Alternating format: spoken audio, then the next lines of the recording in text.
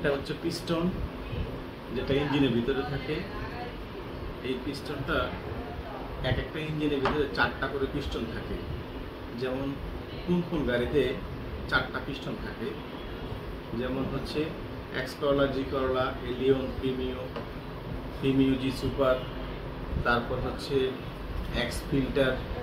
এই সকল গাড়িগুলোতে ইঞ্জিনের ভিতরে 4টা পিস্টন থাকে, 1টা 2টা 3টা 4টা। এই 4টা পিস্টন অনেক ভূমিকা রাখে। আসলে এতগুলো ভূমিকা বললে অনেক সময় লাগবে। তো একটা ইঞ্জিনে 4টা পিস্টন থাকে, এতটুকু হালকা জানা যে গাড়িগুলো চালাবো আমরা, দেখা গেছে গাড়িগুলোতে একটা ইঞ্জিনে 4টা পিস্টন থাকে, আর এক একটা পিস্টনের মাথায় একটা করে প্লাগ থাকে। পিস্টনের মাথায় একটা করে স্পার্কিং প্লাগ থাকে। আমি প্লাগটা দেখাবো পরবর্তী সেশনে।